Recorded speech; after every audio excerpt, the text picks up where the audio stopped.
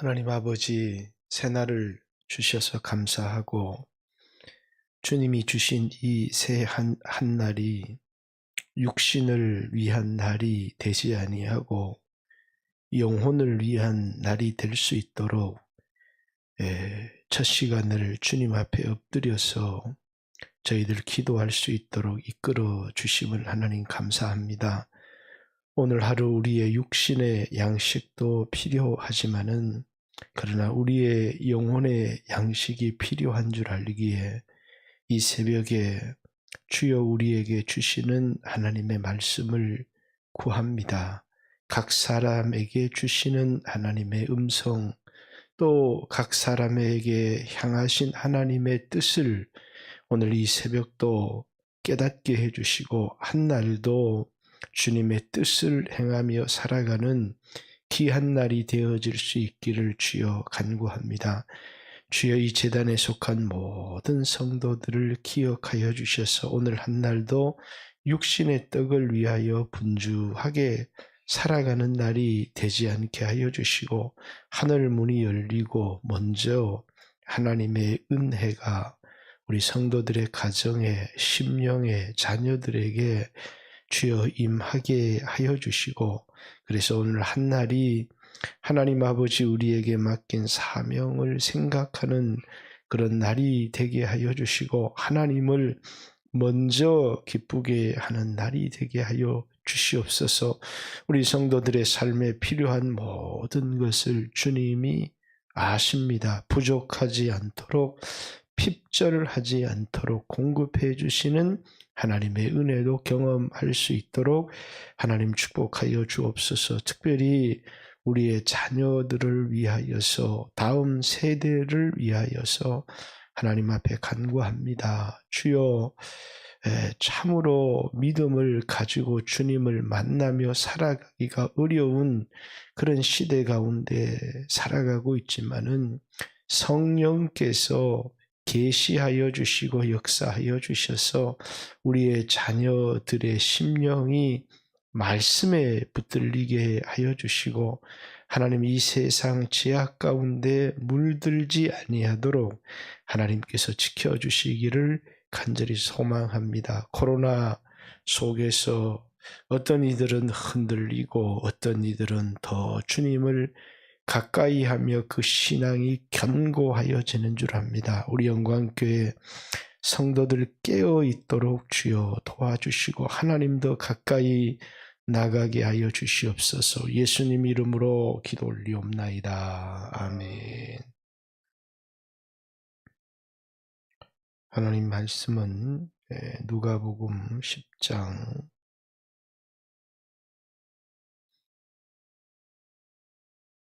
25절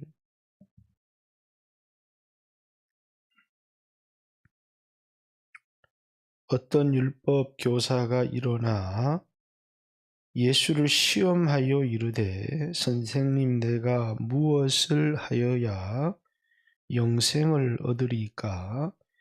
예수께서 이르시되 율법에 무엇이라 기록되었으며 내가 어떻게 이르느냐? 대답하여 이르되 내 마음을 다하며 목숨을 다하며 힘을 다하며 뜻을 다하여 주 너의 하나님을 사랑하고 또한 내 이웃을 내 자신같이 사랑하라 하였나이다. 예수께서 이르시되 내 대답이 옳도다. 이를 행하라. 그러면 살리라 하시니 그 사람이 자기를 옳게 보이려고 예수께 여짜오되 그러면 내 이웃이 누구니까? 예수께서 대답하여 이르시되 어떤 사람이 예루살렘에서 여리고로 내려가다가 강도를 만나매 강도들이 그 옷을 벗기고 때려 거의 죽은 것을 버리고 갔더라.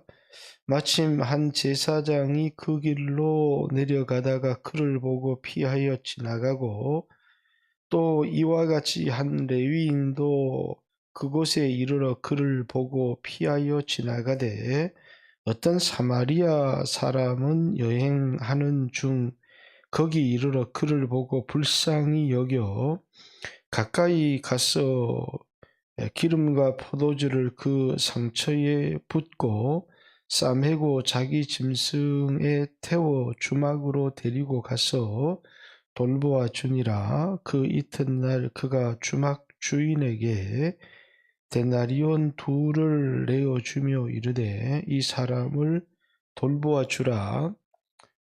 비용이 더 들면 내가 돌아올 때 갚으리라 하였으니 내 생각에는 이 세 사람 중에 누가 강도 만난 자의 이웃이 되겠느냐. 이르되 자비를 베푼 자니이다. 예수께서 이르시되 가서 너도 이와 같이 하라 하시니라.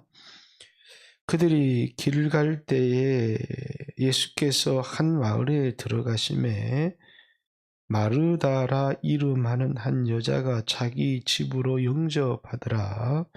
그에게 마리아라 하는 동생이 있어 주의 발치에 앉아 그의 말씀을 듣더니 마르다는 준비하는 일이 많아 마음이 분주한지라. 예수께 나아가 이르되 주여 내 동생이 나 혼자 일하게 두는 것을 생각하지 아니하시나이까. 그를 명하사 나를 도와주라 하소서. 주께서 대답하여 이르시되 마르다야 마르다야 내가 많은 일로 염려하고 근심하나 몇 가지만 하든지 혹은 한 가지만이라도 족하니라. 마리아는 이 좋은 편을 택하였으니 빼앗기지 아니하리라 하시니라. 아멘. 어제 아침 본문까지 제자도에 관한 말씀이 나와 있었고, 이제 오늘 25절 말씀부터 한 율법사가 나와서 선생님 내가 뭘 해야 영생을 얻겠습니까? 라는 그 질문에 대해서 율법에 뭐라고 기록되어 있느냐? 하나님을 사랑하고 이웃을 사랑하라고 되어 있습니다. 너도 가서 이와 같이 행하라. 이렇게.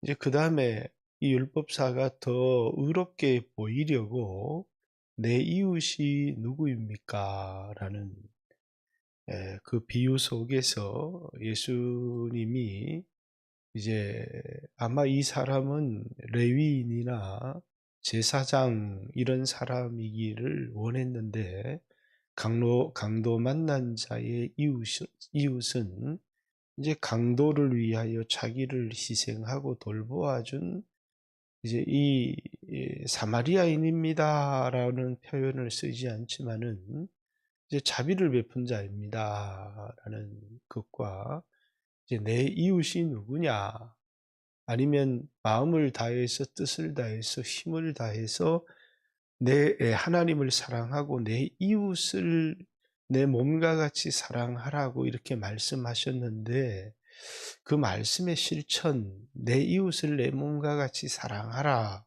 라고 하는 말씀과 마음을 다해 뜻을 다해 힘을 다해 주 너의 하나님을 사랑하라 라고 하는 이 율법의 말씀을 두 가지 비유, 하나는 선한 사마리아의 비유, 하나는 마리아와 마르다의 비유, 이 두 가지 비유를 통해서 하나님을 사랑한다고 하는 게 이제 주를 위하여 마르다처럼 이제 부지런히 음식을 준비하는 게 주님을 사랑하는 것인지, 아니면 마리아처럼 예수의 발치에 앉아서 주님의 말씀을 듣는 것, 그것이 주님을 사랑하는 것인지, 이제 또 다른 말로 육신을 위한 떡을 준비하는 것이, 자신의 육신을 위하여 사는 것이 주님을 사랑하는 것인지, 아니면 이제 자신의 영혼이 말씀을 듣고 살아가는 것이 주님을 진정으로 사랑하는 것인지, 떡이 앞서는 것인지, 말씀이 앞서는 것인지, 육신이 앞서는 것인지, 영혼이 앞서는 것인지, 이제 여러 가지 준비하는데 분주하지 말고 이제 하나면 족하다. 그리고 마리아가 좋은 편을 택하였다라는 주님의 이 말씀을 통해서 하나님을 사랑하며 살아가는 게 뭔지, 그것은 말씀을 듣고 행하는 삶이 가장 하나님을 사랑하는 삶이다라는 것. 또 이제 여러분과 저에게 있어서도 주를 위하여 뭔가를 부지런히 하는 신앙이 참된 신앙이 아니고, 주님의 음성을 듣고 그 음성에 순종하며 살아가는 삶이 이제 주님을 사랑하는 삶이다라는, 그래서 이제 율법을 지키며 살아가는 삶의 핵심이 뭐냐면 이제 이웃을 사랑하고 하나님을 사랑하는 삶인데, 예수님도 너도 이와 같이 행하라라고 아, 말씀하신 것은 그렇다고 우리가 율법을 다 지키며 살아갈 수 있는 사람이라는 것을 말하는 것이 아닙니다. 제자도 이후에 참된 제자의 삶, 주님을 따르는 삶, 주님은 우리에게 선한 사마리아인, 강도 만난 자의 이웃으로 오셔서 죄인인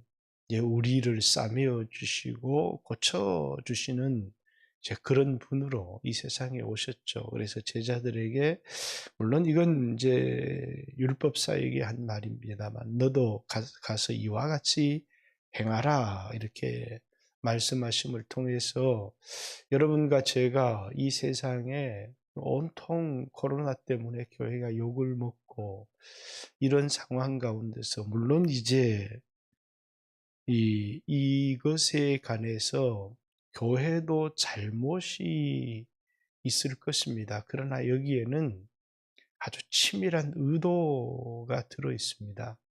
방역 실패에 대한 그런 그 원성과 그 분노를 교회라고 하는 곳으로 돌리고자 하는, 어제도 보니까 13개 자영업자 단체에서 이제 국가를 향한 항의, 그 분노를 쏟아내면서 한 얘기가, 왜 이렇게 방역이 비과학적이고 공정하지 못하느냐, 그러면서 자기들은 풀어주고 교회는 더 강력하게 문을 닫도록 해라 라고 하는, 그러니까 이게 아주 묘하죠.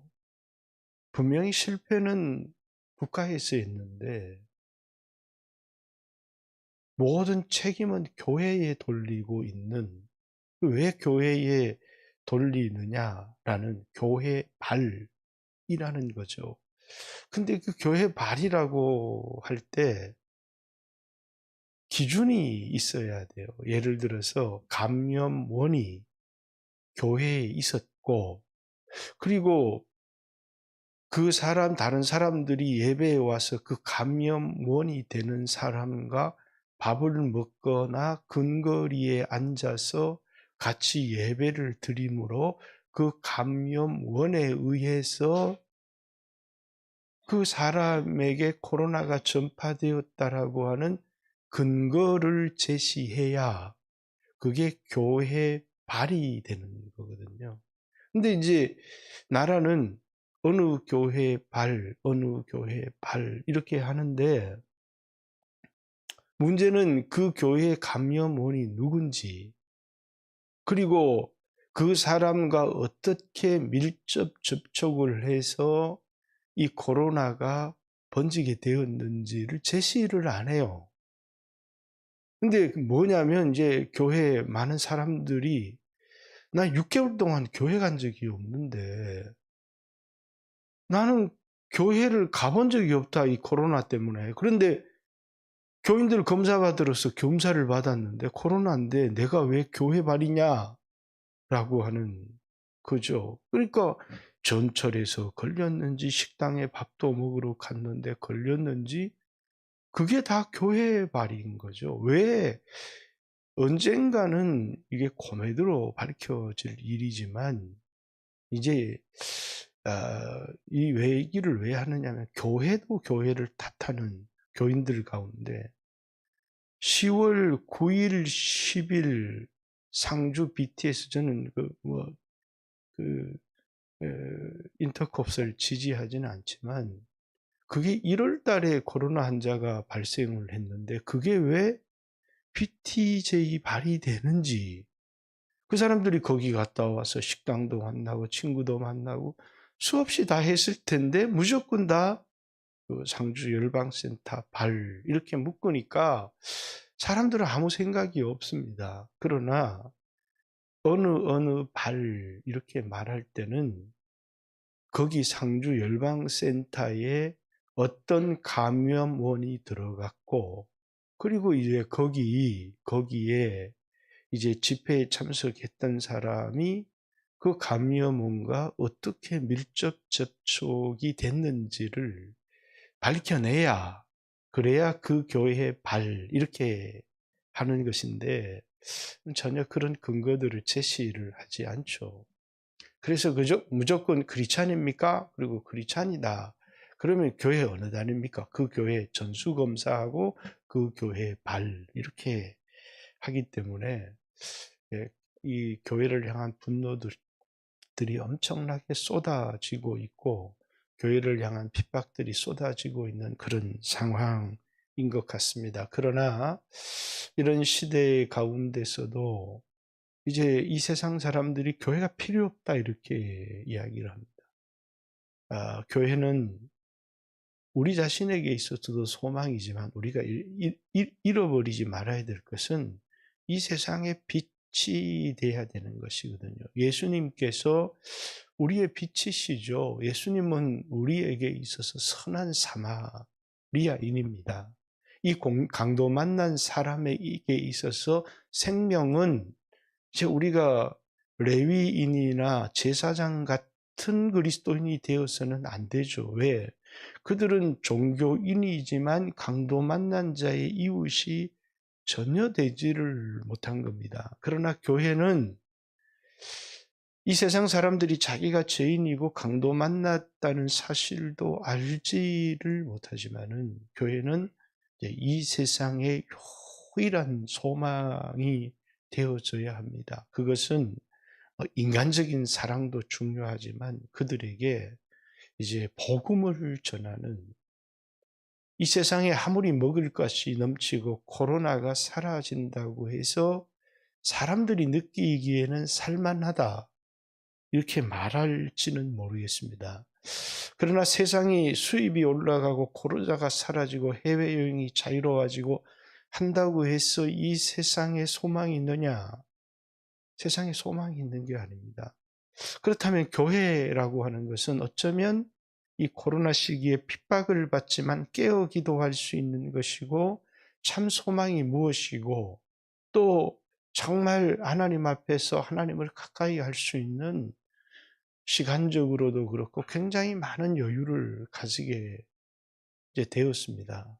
그래서 우리 한 사람 한 사람이 먼저 진정한 소망이 뭔지, 나에게 참된 이웃이 누구인지, 먼저 예수 그리스도께서 내 영혼의 구세주고 나의 빛이시고 나의 참된 이웃이라는 사실을 알아야 우리도 이제 이 세상 사람들에게 가서 예수님처럼 그들의 진정한 이웃이 되어질 수 있는 것이다 라는, 또 하나는 하나님을 사랑하라 하나님을 사랑하라 이렇게 얘기하는데 하나님을 사랑하며 살아간다고 하는 게 뭐냐라는 거죠. 두 가지 형태의 하나님을 사랑하는 삶을 보여주고 있습니다.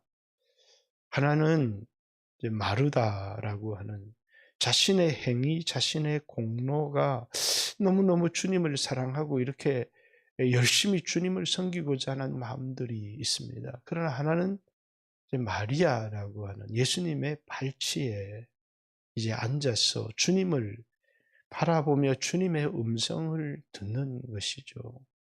이제 진정으로 주님을 사랑한다라고 하는 것은 뭐냐면 예수님을 위하여 무엇을 하는 것이 아니라 주님의 음성을 듣고 주님의 말씀을 듣는 것이다라는 것을, 누가 내 이웃이냐, 누가 정말 하나님을 사랑하는 사람이냐를 통해서 이제 레위인 또는 제사장이 아닌 선한 사마리아인, 이 사람이 진정한 우리의 이웃이고 누가 정말 하나님을 사랑하는 사람이냐. 물론 마르다도 좋은 일을 했지만 마리아가 더 좋은 편을 택하였고 빼앗기지 아니할 것이다 라고 말씀하신 이 예수님의 말씀을 오늘 여러분과 저도 우리의 마음에 깊이 한번 생각해 볼 필요가 있다라는 겁니다.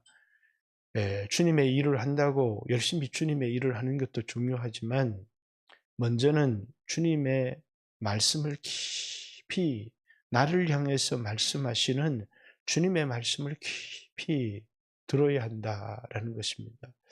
주님을 사랑한다는 것, 듣고 순종하는 것이, 주님의 말씀과 아무런 상관이 없이 주님은 말씀을 전하러 오셨는데 주님에게 식사를 대접하기에 분주한 것은 최고로 주님을 사랑하는 삶이 아니라는 것이죠. 주님의 말씀을 듣고 행하는 사람이 주님을 사랑하는 사람이고, 뿐만 아니라 예수님처럼, 예수님은 물론 이방인은 아니지만 죄인들을 위하여 오셨죠. 건강한 사람에게 무엇인가를 하는 게 아니라 강도 만난 자, 그 자에게 기름과 포도주와 대가를 지불하는, 그리고 내가 올 때에 부비가 더 들어가면 그것을 지불하겠습니다 라고 하는, 여러분과 저도 주님을 사랑하며 살아가는 삶이 뭔지, 이웃을 내 몸과 같이 사랑하는 삶이 뭔지, 코로나 속에서 이제 명절을 만나면서 저도 마음 한구석에 자꾸 심령이 괴로운 한 부분이 있는데, 그게 뭐냐면 요양원에 있는 부모님이 마음에 자꾸 걸려요. 이 부모님 뵙지도 못하고 찾아가지도 못하고, 그렇다고 요양원에서 퇴사를 시켜서 모시고 나올 수도 없고 참 애매하다 그런 생각이 드는데, 그 속에서 마음 한구석에 요만큼 위로가 되는 게 있어요. 그게 뭐냐면 복음을 전해서 예수 믿게 했다고 하는 사실이, 그래서 여러분, 가장 우리가 부모를 사랑하고 형제를 사랑하고 이웃을 사랑하는 그 삶의 핵심이 뭐겠어요? 아무리 좋은 것을 주어도 복음을 전해서 영혼을 구원하지 않으면 그건 사랑이 아니에요. 여러분, 부모가 아무리 자식을 사랑한다 해도 그에게 그 예수를 전해주지 않으면 그건 자식을 사랑한 게 아닙니다. 그렇기 때문에 이게 너무너무 중요한 것이죠. 그 외에 다른 많은 것도 해야 되지만 진정으로 우리는 사람의 필요, 나에게 예수님이 필요하고 나에게 말씀이 내 영혼의 양식에 필요한 것처럼 부모가 가정에서 예배를 드리면서 하나님의 말씀을 가르쳐주고 그 말씀에서 소개하고 있는 예수님을 전하지 않았다. 그건 정말 나는 내 자식을 위해서 최선을 다했다. 근데 뭘 최선을 다했느냐? 돈 벌어다 주고 학원 보내주고, 그건 진정한 사랑이 아니다는 거죠.